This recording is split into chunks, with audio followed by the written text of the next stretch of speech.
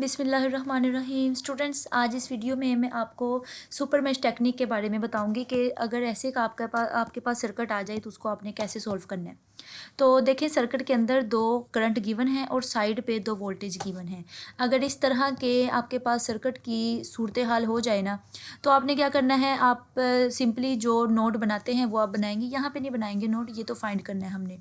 उनको नोड बना के ना आप ये नोड 1 बना लेंगे, यहाँ मैश 1 बना लेंगे, यहाँ मैश 2 बना लेंगे और यहाँ पे एक सर्किट के लिए मैश बनाएंगे ताकि ये दोनों करंट्स उसके अंदर इनक्लोज हो जाए। ठीक है, जैसे यहाँ पे किया, ये मैश 1 बना लिया, ये 2 बना लिया और ये एक फुल मैश बना लिया। इसको I1 कह दिया, इसको I2 कह दिया और ये वाला I3 है। और करंट्स की डायरेक्शन हम लिख देंगे कि ये वाला करंट 1 है और ये करंट 2 है। इन दोनों को मैं लिख दूंगी कि करंट I जो है वो माइनस है और करंट 2 जो है वो भी माइनस है, क्योंकि दोनों नोड की तरफ आ रहे हैं। अब इसको आप कहें कि सॉल्व करने का इसका फ़ायदा क्या है। सॉल्व करने का इसको फ़ायदा ये है, सुपर मैश टेक्निक लगाने का फ़ायदा ये है, तीसरा एक लूप फुल सर्किट को इंक्लोज करने का फ़ायदा ये है कि हम छोटी छोटी लूप्स को बनाने के लिए इक्वेशंस नहीं लिखते। इसकी इक्वेशन लिखें, इसकी इक्वेशन लिखें, ये नहीं करना पड़ेगा हमें।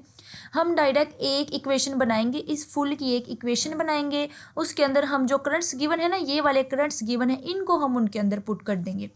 तो मैं लूप 3 की एक फुल इक्वेशन बनाऊंगी। मैं लिखूंगी कि ये जो आई है ना, ये 1 जो है, ये 1 एक तो लूप 3 का है ना, ये लूप 3 जो यहाँ पे आ रही है, एक तो ये 3 का है, तो मैं यहाँ पे लिखूंगी I3 1 is equal 1 into I3 minus, और यहाँ पे लाई कर रहा है जो I1, दो करंट्स के साथ लाई कर रहा है ना I1। ठीक है, ये ऐसे करके मैं लिख दूंगी, ये एक हो गया।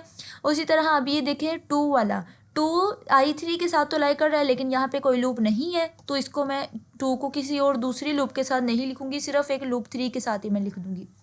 इसी तरह यहाँ पे ये 3 है, 3 को मैं three into I3 minus I2 लिखूंगी। ठीक है, यहाँ पे 3 आएगा, आपका थोड़ा सा मिस्टेक व्यू हैंडआउट्स में है, तो आप इसको 3 के लिहाज से सोल्व करके ही इसका आंसर निकाल लेंगे। उन्होंने 1 के लिहाज से आंसर निकाल लिया, आप 3 के लिहाज से सोल्व करके इसको आंसर निकालेंगे। 1 इधर मल्टीप्लाई हो जाएगा, 1 मल्टीप्लाई होकर 1 किलो I3 और इधर मल्टीप्लाई होकर 1 I3 हो गया, 2 ऐसे ही रहा, और ये 3 अंदर मल्टीप्लाई हुआ तो 3 I3 हो गया, और फिर इधर मल्टीप्लाई हुआ तो 3 I2 हो गया। आपने क्या करना है, I3 वाली वैल्यूज जितनी भी है ना, उन सबको आपने आपस में प्लस माइनस कर देना है। ठीक है, ये 1, ये 3 और ये मिलके 4 हो गए, 4I3 हो गया। और जो I3 के अलावा दूसरी वैल्यूज़ है ना, जैसे ये I1 है, ये I2 है, इनकी हम यहाँ पे ये जो वैल्यूज़ लिखी है ना, वो यहाँ पे लगाएंगे। I1 की जगह इसकी वैल्यू लगा देंगे, I2 की जगह इसकी वैल्यू लगा देंगे। इनको आपस में सोल्व करेंगे, प्लस माइनस करेंगे, माइनस माइनस प्लस, तो ये -3 हो जाएगा, -3 उधर जाके पॉजिटिव हो जाएगा, 6 और 3 9 हो जाएगा, 9 के साथ ये 4 डिवाइड के नीचे आके 9 और 4 हो जाएगा, 9 और 4 को हमने डिवाइड कर दिया, डिवाइड करके उसका आंसर आ गया I3 is equal to I0। ये मैंने आपको बताया था कि ये दोनों सेम ही होते हैं, इक्वल ही होते हैं। ठीक है, तो ये I0 का भी आंसर आ गया। फिर से एक करंट हम मिल रहा है हमें, एक 2 मिली एम्पेयर का करंट मिल रहा है और एक 4 मिली एम्पेयर का करंट मिल रहा है एक सर्किट में। ठीक है, और कह रहे हैं कि I0 आपने फाइंड करना है। हम क्या करेंगे कि एक इसका करंट लिख लेंगे, 2 मिली एम्पेयर करंट लिख लेंगे और 4 मिली एम्पेयर करंट लिख लेंगे, और साथ में इनको लूप्स में भी मैं लिख दूंगी। वो मैं ऐसे लिखूंगी कि जो ये वाला करंट है, ये तो इस मैश और इस मैश को मिला रहा है आपस में, और ये वाला जो है ये इन दोनों को मिला रहा है आपस में। ठीक है, तो मैं इस फुल को फिर से क्या करूँगी, एक लूप में इनक्लोज कर दूँगी। इसको एक लूप बनाऊँगी, इसको एक लूप बनाऊँगी, और फिर इस फुल को मैं एक लूप में इनक्लोज कर दूँगी, यूँ करके ऐसे। ठीक है, इसको भी कर लिया, इसको भी कर लिया, और जो तीसरा वाला बनाया उसको मैंने I3 का नाम दे दिया, ये I3 लिखा हुआ। बाकी स्टेप्स आपके सेम हैं। अब लूप I1, ये I0 जो है, इधर से करंट गुजर कर जा रहा है पॉजिटिव, इधर नोड की तरफ आ रहा है नेगेटिव। करंट लिख लेंगे, 2 करंट है 2 लिख लेंगे, 3 होंगे तो 3 लिख लेंगे, 4 होंगे तो 4 लिख लेंगे। 4 करंट तो वैसे है नहीं, 2 ये 3 ही है। ठीक है, तो ये सोल्व कर लेंगे। लूप i3 की इक्वेशन लिखेंगे। लूप i3 की इक्वेशन यहाँ से स्टार्ट होगी, 2 लिखूँगी और 2 के साथ i3 लिखूँगी, क्योंकि 2 के अंदर तो कोई लूप नहीं है ना जिसको मैं ऐसे करके लिखूँ 2i3 और अंदर साथ में कोई प्लस माइनस करके एक और लिखूँ। अकेला ही है ना 2i3, तो 2i3 ऐसे ही अकेला ही आ जाएगा। और यहाँ पे जब जाऊँगी तो यहाँ पे ये एक इस लूप के साथ कनेक्ट हो रहा है और एक लूप i3 जो है, तो i3 मेन है तो मैं लिखूँगी 2i3 माइनस i2। ये जो इसके साथ कनेक्ट हो रहा है ना उसको भी मैं यहाँ पे लिखूँगी। फिर बाद में यहाँ पे वोल्टेज लिख दूँगी 12, माइनस का है -12, एक बार की उस तरफ जाके ये पॉजिटिव का 12 हो जाएगा। वही सब स्टेप सेम होंगे, i3 आपस में प्लस माइनस हो जाएंगे और जो दूसरे वाला होगा ना i2 i1 जो भी पड़ा हुआ है उनकी वैल्यूज़ लगा देंगे, जो उनके करंट्स लिखे हुए हैं हमने वो वाले लगा देंगे। ये 2 इसके साथ मल्टीप्लाई हुआ, फिर इसके साथ मल्टीप्लाई हुआ, ये आ गया आपके पास। आपने इन दोनों को आपस में प्लस माइनस किया, ये 4i3 आ गया, 8 उधर चला गया आपके पास। 8 ऐसे हुआ कि i3 की आपने i2 की वैल्यू लगा दी 4, तो 2 इंटू 4, 2 4s are 8, ठीक है। 8 आ गया, 8 आपने लिख दिया, 8 उधर चला गया तो 12 के साथ प्लस हो गया 8 और आपका 20 बन गया। i3 इधर ही रहा और 20 जो है वो 4 के साथ डिवाइड हो गया और कट आउट हो गया, आपका 5 आंसर आ गया। आई नोट आपने फाइंड करना है। आई नोट देखिए, एक तो i3 और एक i1 इन दोनों को आपस में कनेक्ट कर रहा है। ये i3 है, ये i3 है, हाँ जी। अब देखें i3 और ये नोड i लिखा हुआ है, आई नोड, और ये i1, ठीक है। ये इसके साथ तो लग ही रहा है और साथ में जो ये लूप आ रही है i3 इनको अटैच कर रहा है आपस में। तो मैं यहाँ पे आई नोड कैसे लिखूँगी, किन दो को मैं आपस में, आई नोड दो करंट्स को ही आपस में प्लस माइनस करने से आता है ना, दोनों को प्लस करते हैं और आई नोड आ जाता है। तो किन दो को हम लेंगे, तो वो मैं आपको बता रही हूँ कि यहाँ पे 3 करंट है, एक i2 i1 और i3 है, तो मैं i1 और i3 को लूँगी, क्योंकि i1 के साथ तो वो लाइक कर रहा है, i1 तो आएगा ही आएगा और साथ में i3 भी आ जाएगा, क्योंकि i3 का जो नोड है वो फुल सर्किट को अपने अंदर ले रहा है, ठीक है, कवर कर रहा है अपने अंदर। तो मैं इनकी वैल्यूज़ लगा दूंगी, ये भी i3 की वैल्यू लगाई वो लिख दी, i1 की वैल्यू जो है वो मैंने लिख दी और करके इसका आंसर आ गया। नेक्स्ट क्वेश्चन में देखिए, एक फिर से करंट है, दो लूप्स, दो सर्किट के दो पार्ट्स हैं, उनको आपस में वो कनेक्ट कर रहा है, ठीक है। तो यहाँ पे एक लूप बन जाएगा, यहाँ पे एक लूप बन जाएगा और इधर से एक फुल लूप जो होगा वो यूं करके इसकी तरफ आ जाएगा। इसको लूप 3 का नाम दे दूंगी, इसको 1 और इसको 2 का नाम दे दूंगी, ऐसे करके। नहीं, ये देखें, जो फुल लूप आएगा ना वो यूं करके इन दोनों को ही लेगा, ठीक है, इन दोनों को लेगा, क्योंकि यहाँ पे तो नहीं ना कोई करंट लगा हुआ, तो बाय मिस्टेक फुल का लग गया। लेकिन आपने ये गौर करना है कि जो करंट जो है ना वो जिन दो हिस्सों को मिला रहा है, जिन दो पार्ट्स को मिला रहा है, उन्हीं को हम सुपर नोड टेक्निक में लेंगे, सुपर मैश उन्हीं पे हम अप्लाई करेंगे, ठीक है। करंट हमारे पास गिवन कौन कौन सा है, एक 2 मिली एम्पेयर और एक 4 मिली एम्पेयर है। इसको, इन दोनों करंट्स को हमने लिख लिया और नोड 3 यानी लूप 3 की इक्वेशन हमने बना ली। इक्वेशन कैसे सोल्व करते हैं अभी आपको मैंने बताया। इक्वेशन 3 को सोल्व करके आपका ये आंसर आ गया। आपने 3 लूप्स हैं, तीनों लूप्स आपस में कनेक्ट हो रही हैं, क्योंकि आई नोड यहाँ लिखा हुआ है, आई नोड तो ये दरमियान में देखे ना, इसको भी और इसको भी दोनों को अटैच में ले रहा है, और नोड 3 जो लूप 3 है उस लूप 3 को भी अपनी तरफ लेगा, क्योंकि लूप 3 तो आनी ही आनी है, वो मेन है। और इन तीनों को हम लिख लेंगे, यहाँ पे हमने लिख लिया, ये प्लस होगा, प्लस के लिहाज से आप अपना आंसर निकालेंगे, सबको प्लस करेंगे, प्लस करके आई नोट का आंसर आ जाएगा।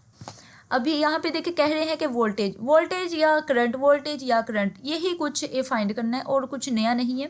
एक करंट है वो इस पार्ट को और इस पार्ट को आपस में अटैच में ले रहा है, और जो दूसरे करंट है ना वो तो साइड में है, उनके साथ तो नहीं ना कोई एक सर्किट का हिस्सा लगा हुआ कि मैं कहूँ कि वो भी आपस में अटैच में होंगे और उनको भी मैं सुपर मैश लगाऊँ उन पर भी।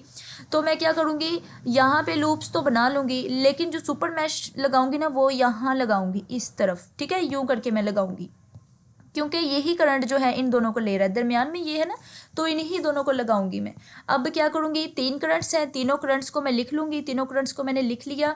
और लूप 4 है, क्योंकि लूप 3 लूप्स तो अंदर बन गई ना, और लूप 4 जो है वो बाहर वाली है। लूप 4 की मैं एक इक्वेशन लिख लूँगी, लूप 4 की इक्वेशन लिख ली मैंने।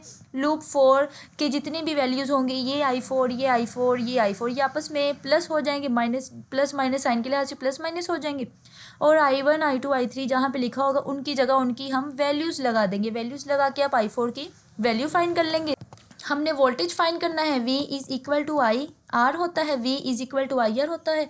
आई आर फाइंड करने के लिए हमें एक रेजिस्टेंस, एक परमानेंट रेजिस्टेंस हो।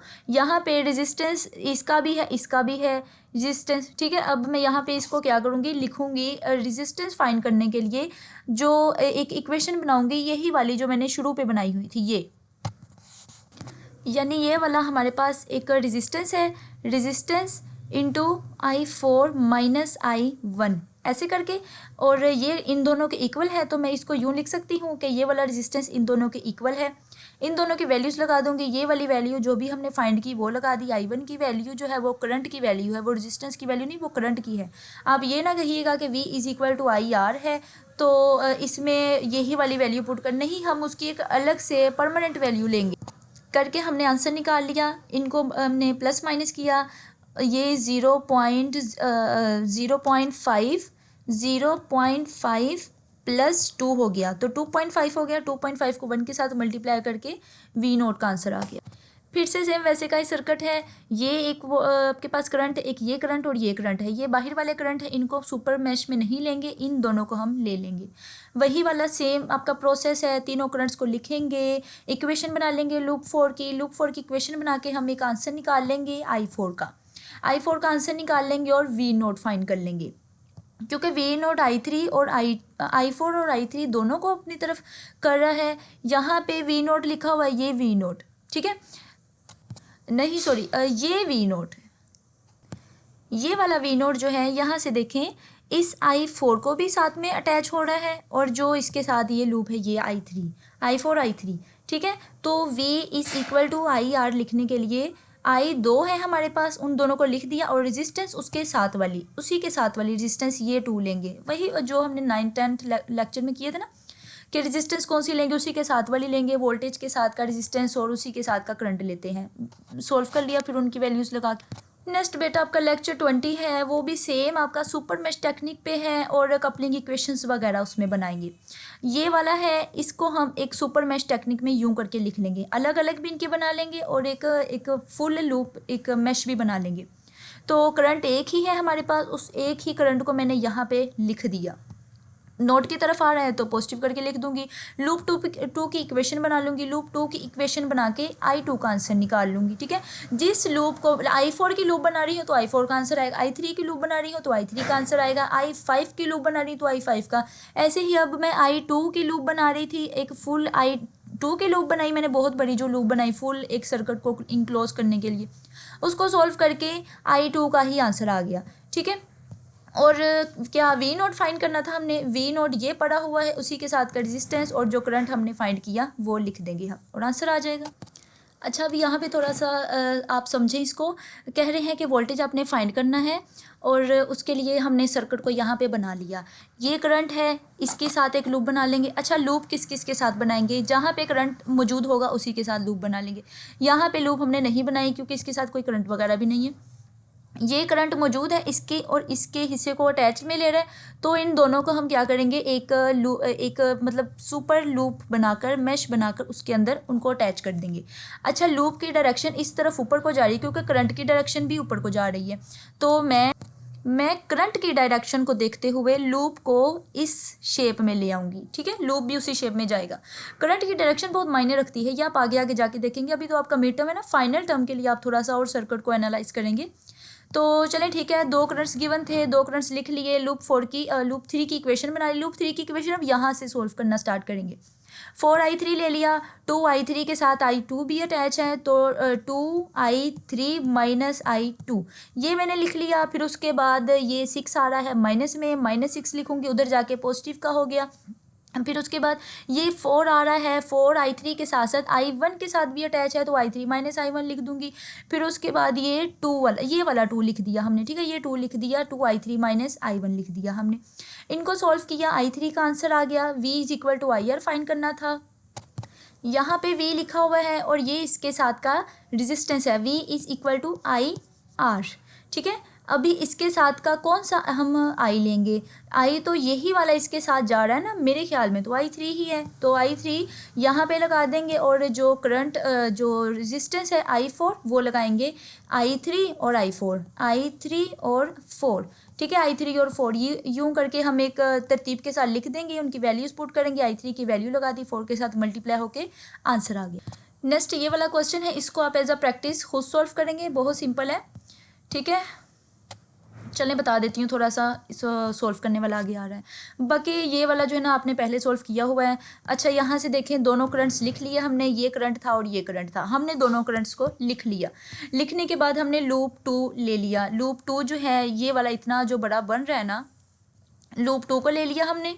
अच्छा यहाँ पे देखें एक बात हो रही है इस सर्किट में, देखें इस करंट की डायरेक्शन भी इस तरफ, इस करंट की डायरेक्शन भी इस तरफ, और जो फाइंड करना है उसकी डायरेक्शन भी इस तरफ। अभी मैंने इस सर्कल पे गौर किया तो ये देखें ये सब आपस में एक मिल रहे हैं पॉइंट पे, यानी इन सब मैश को हम लिखेंगे, मैश 2 को भी लिखेंगे, मैश 4 को भी लिखेंगे, उनकी इक्वेशंस बना लेंगे। इक्वेशन बनाकर हम 2 जो हमने लिखी ये वाली जो बड़ी इक्वेशन बनाई, ये वाली 2, इसको भी सॉल्व करेंगे उसके साथ। ये दोनों इक्वेशंस बना ली ना, दोनों इक्वेशंस को आपस में हमने प्लस माइनस कर दिया, जो कटता था उनको काट दिया, और I2 का आंसर आ गया। I2 का आंसर हमने I नोट में पुट कर दिया, I naught is equal to I1 minus I2 या फिर I2 माइनस I1 जैसे आप लें, ठीक है, तो आपका आंसर आ जाएगा।